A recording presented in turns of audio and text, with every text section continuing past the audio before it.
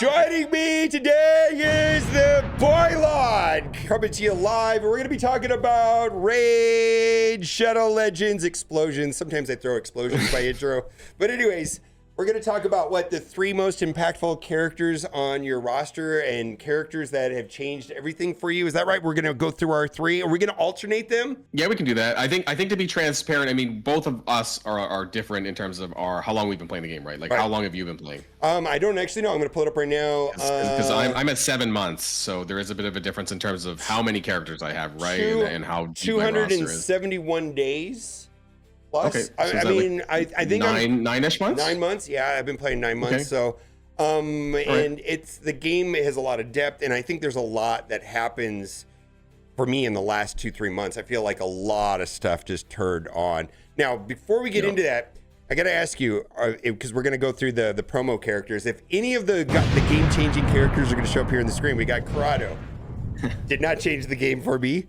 Ugo was a game changer for me. Yeah, I think it was really good. Fane, not so much. I don't know. Was for me. Actually, she was for me on Demon Lord. Deacon bonkers good, right? And then Sun Wukong. You don't have Deacon? Okay. I don't have Deacon. Yeah. Okay, well, we'll talk about Deacon. I wish I used your promo code. Oh, yeah. No, Deacon, my understanding is not everybody has the Deacon promo code. They said that I was special or something. I don't know. Maybe they meant in a different kind of way, though, when they told me that. I don't know. Anyways, promo code Monkey King. Do you have Sun Wukong? I do, yeah. Yeah, okay, so I know there's a ton of first 24-hour promo codes. You just have to take my word for it that Sun Wukong's the best one. I don't care what anybody says. Monkey King. You just got to, like, I've made these videos about debating which one's better. It's like, just use Monkey King. I do use a different one, actually. I'll just say that, but we'll get there on my video. Okay, go to your video, too. I think it's Monkey King. Anyways. Okay, well, just give me your first character, and actually I know which one you're going to give me, and screw you for pulling this guy, by the way. Yeah, I just pulled him a couple days ago on the Prism Pool. I got Gnut of the Dwarf faction. This guy is, he's like the king of boss killing. Like, it's just absolutely insane. You heard what I said when I found out you pulled this guy. I was like, oh my god, you suck. Oh my god, how did you? I was so happy. I've been crashing out on Prism Shards like for the last 2 months, so I deserve this pull. If you look at any of my videos in Prism Shards, I got crap, and now I finally got something good, and it was the headline. So I'm really happy about this. Do you know what's better than Gnut? 2 Gnuts? 2 Gnuts. You know what's better than 2 Gnuts? 3 Gnuts. My understanding is that I heard you could just. Yeah, my understanding is you could use, like, any team, you could take 3 of these and then some supports, and then you beat the game. Like, that's what I hear. It's like, how do you beat this? Oh, just use your 3 Gnuts. You know what I mean? It's like, oh my god, this guy's bonkers, right? Tell me about him. I tested him at. I don't even have him maxed out yet. I have him at level 50 because I'm waiting for some events, but to get some double dipping going on. But I use his A3 in Hard Spider, and he's barely geared out, has no banner, and he did like 50% or 40 to 50% of the Hard Spider's hit points in one hit, and he's like barely geared. And it's just absolute, like, I don't know what the scaling on this enemy max HP is, but it's bonkers. Mm-hmm. Like, and so if you had like 2 Gnuts, you could probably just like literally like 5 seconds kill the boss. Like, it's really crazy, like how much this outputs. The damage is crazy, and also what you see there, that each hit decreases the target's defense by 3%. Yeah. That's just really good, and it's good in a lot of bosses, clan bosses, and all sorts of things on longer fights. Like, that's a lot of defense reduction too. Yeah, so I don't have this character. I will be opening my Prism Shards tomorrow, and hopefully I get this guy right. So so this is the way I would describe him. You know how there's like in Pokemon there's Pikachu, and I'm going to say that the Pikachu of this game is Arbiter. What would you say Gnut is of the Pokemon? If we're talking about OG, like maybe he's like the Charizard, yes! the Dragonite or something like this from the first gen. Yes, so that's what Kat said to me when I said, oh, Gnut. She goes, yeah, he's like the Charizard of Raid Shadow Legends. I'm like, okay, I get, like, just so people understand how important this guy is. Like, when you go on Reddit, there's fan art about this guy. I even saw like Lego miniatures of like he's like the face of Raid Shadow Legends outside of Arbiter. He really is. I mean, he's like, he also has a skin. He's got a skin too. Actually, it showed up on my game too. I was contemplating it. I was like, do I want to spend to get new skin? He's got this Fire Knight skin. right? Because there's so few characters that actually have skins in Raid Shadow Legends. Yeah. But Gnut's one of them. So, I thought about buying it, honestly, because I was like, oh, he's pretty cool. Yeah. So anyways, he's a total game changer. I'm not going to lie. I'm super envious of you that you pulled him inside of the right here, which is 2%. Super lucky. Yeah, I know. I got super lucky. So, because I'm going for this prism pool just for him and Wixel because, as you know, we both have Titus, and not having Wixel handicaps Titus to a certain extent. So, and even on his own, standalone Wixwell is just amazing as well. So, if you can get him, that's great too. Anyways, okay, so we're gonna go. I just want my list is a little different than yours, and we're gonna actually carry this idea to yours. Is champions that I got in my account that ended up being game changers, but I got them and I was like, what is this guy? I don't understand the hype. Does that make sense? It was a little different. It's like, and the first one of that is Seer. I got Seer and I heard, Seer, game changer. She's gonna lower your times and waves. And I was like, okay. And then I was like, watch some videos on her. And I mean, conceptually, I understood the idea of this right here, where she removes all the buffs and then attacks all enemies. Damage increases according to the number of buffs removed. And I was like, okay. And enemy damage based on enemy XP. I just didn't realize that this required some setup, but this deletes waves. I absolutely just was set up correctly. She can't go first. She has to have a lot of crit damage. And then you have to have a character like Archmage Helmet, right? Like this guy or Lydia. There's a whole bunch of them.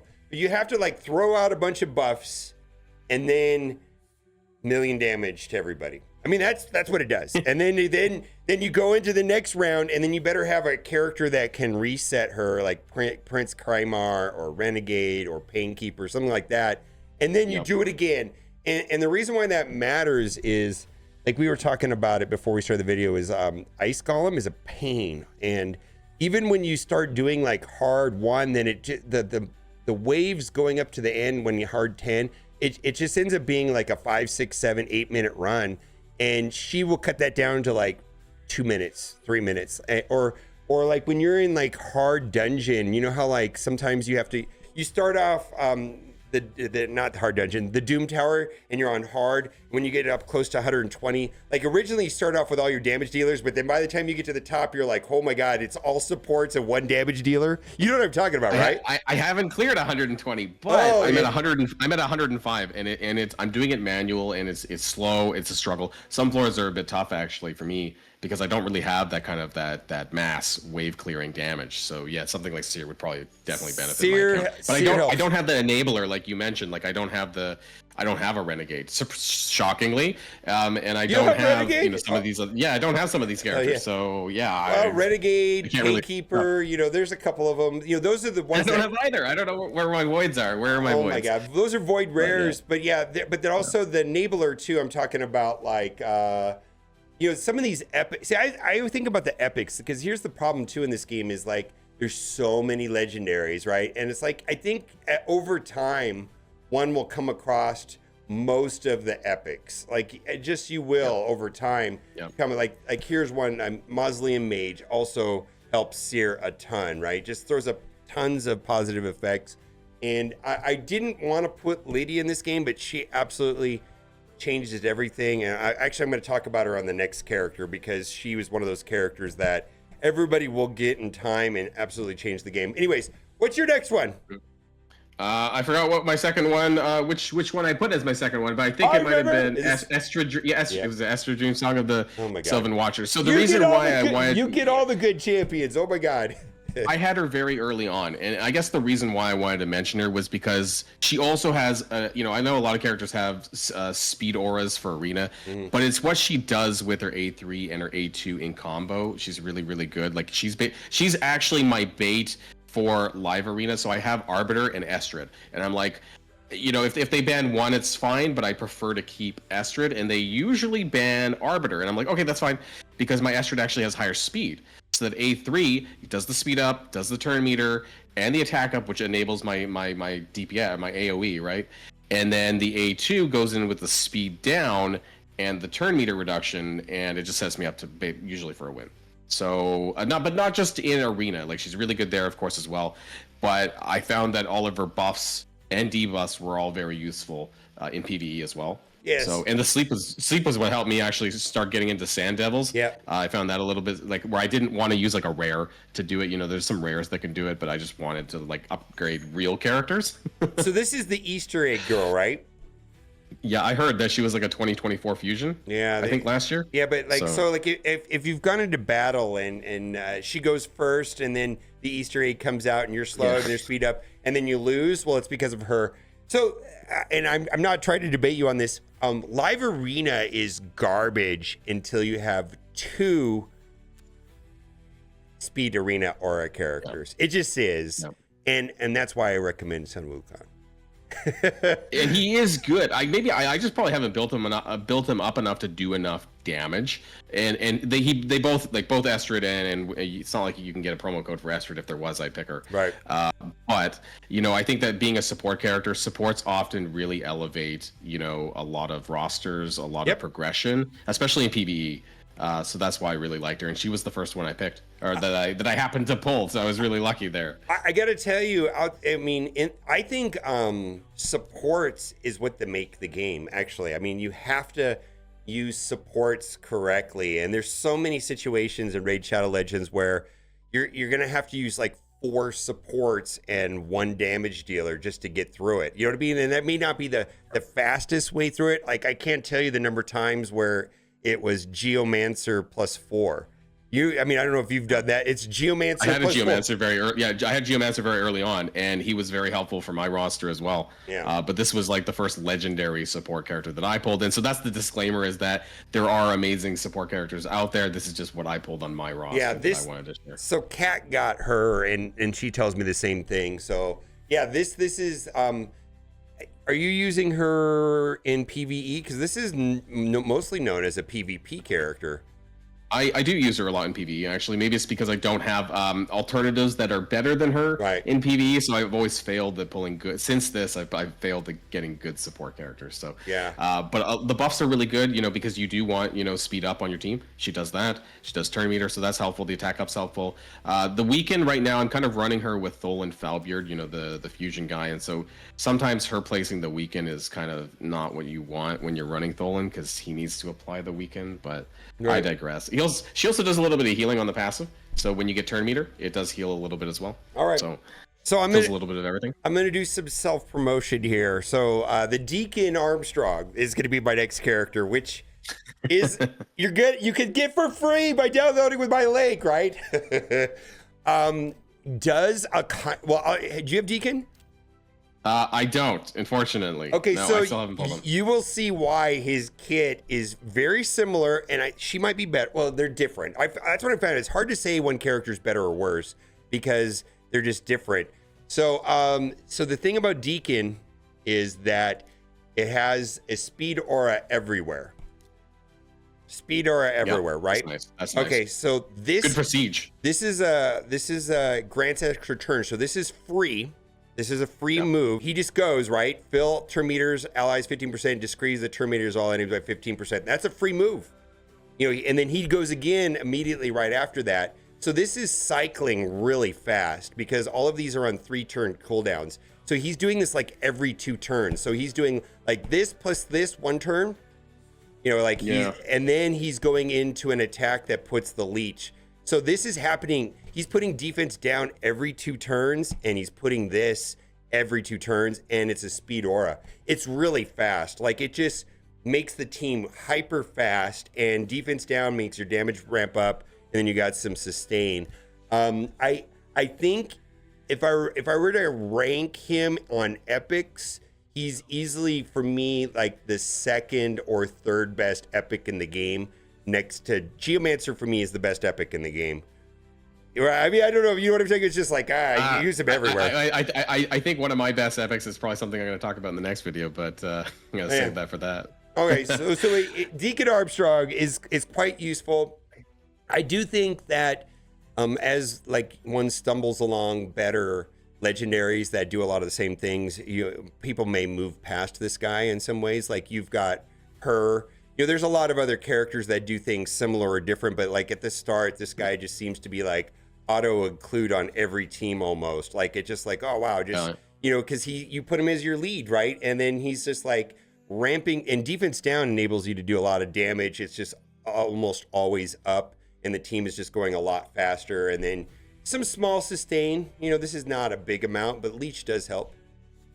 And I think being an epic, it's easier for you to book them out, right? And that's another big thing is that some people, people need to understand that legendary books are not everywhere. They're not falling off trees like epic books kind of, I wouldn't say they do either, but they're a lot more, right? I usually have about 3 times as many epic books as I do legendary. So it would be a lot easier to finish up his skills. And there's a lot of amazing epics that people shouldn't overlook, that can really be helpful to the roster. So like that's kind of the main bottleneck in the game from where I can see it is going to be these legendary books. Like if you pulled like 10 amazing legendaries tomorrow, you're not going to be able to use them until you get the books. I mean, or not use them efficiently. Well, it depends on the character. Some characters you can use without books, right? But not always, like do you have the book saved up for Gnut? I'm just curious because that guy's amazing, right? I do, but I also have another character that I am unlocking tomorrow for Champion Chase, Mithrala, who I'm gonna need the books for that. So if you're using these characters in PvE, you do want the books because you need the cooldown reduction, right? If you're gonna be using them for a longer fight. If it's for PvP, you might not need that, right? Because it's just kind of one and done. But for PvE, you probably do want the cooldown reduction.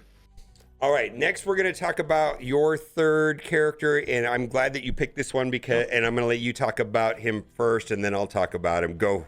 Michinaki of the Shadowkin faction. It's I call him like, what is he like? He's Raid Shadow Legends Ghost Rider. I don't know. Like, green Ghost Rider, green face dude. Yeah.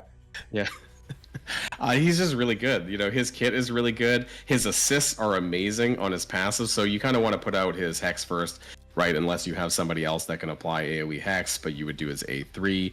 And then he just gets so many of these assists with his basic, with his A1 for everyone else that's, attacking. So in clan bosses, this is amazing. I mean, even in dungeons, it's amazing. It can ramp up the damage. Like he is my second highest damage in my Demon Lord team. I'm using him on Demon Lord. And the assist damage, he's like second to my main DPS, basically. Because I have him in a Savage set, actually, with 100% crit and just stacking up crit damage. And so those assists, because it also triggers the War Master mastery. So more assists means more chances of procs on the War Master. His damage can get up really high. And he's got some amazing debuffs, right? Decreased defense and attack on his A2. So I think, and the HP burn, which is great for like Hydra. Things like that as well. So I think he's really, for me, he's had a place in almost all of my PvE content. Demon Lord, Hydra. I don't use him in Chimera right now, but a lot of boss fights I'm using him as well. Really great. Again, he's a defense character, but it's kind of like a support character too. But I guess I built him more in a damage function as well. Yeah, so this is kind of why I like him too, because and I hate to say it, like there was a minute there where I was whining about how like I never pull any game-changing legendaries because Cat's been pulling all of them. Whatever. Like I have a buddy that pulled 3 mythicals in one day. That kind of stuff. You know what I mean? It's just like, Dan, I've got nothing. I pulled this guy early, and this is probably carried me the furthest from the start. Just like you said, he's on my Demon Lord team. Yeah, for Ultra Nightmare, 1 key team. Like he did it for me, right? And then Hydra. Now it's interesting. Like as I've been playing Raid Shadow Legends, specifically like when you're approaching a puzzle, like a dungeon, you're like, okay, how am I going to get defense down? How am I going to get attack down? How am I going to get HP burn? How am I going to get hex? How am I going to do this? Right? How am I going to strip away the buffs if they get too many buffs? Like this guy does all of that. Like sometimes you're taking in a champion I need a champion to revive and heal. Okay, well that's that character's job, right? This guy does like 4 things. Like sometimes you're trying to fill roles, right? Like when you're putting together a team, and he does damage. He doesn't, like you said, he doesn't die.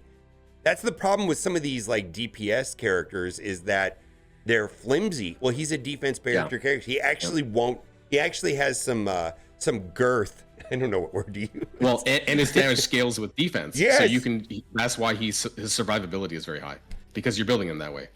Yeah, and then you're stripping all the buffs away. Yep.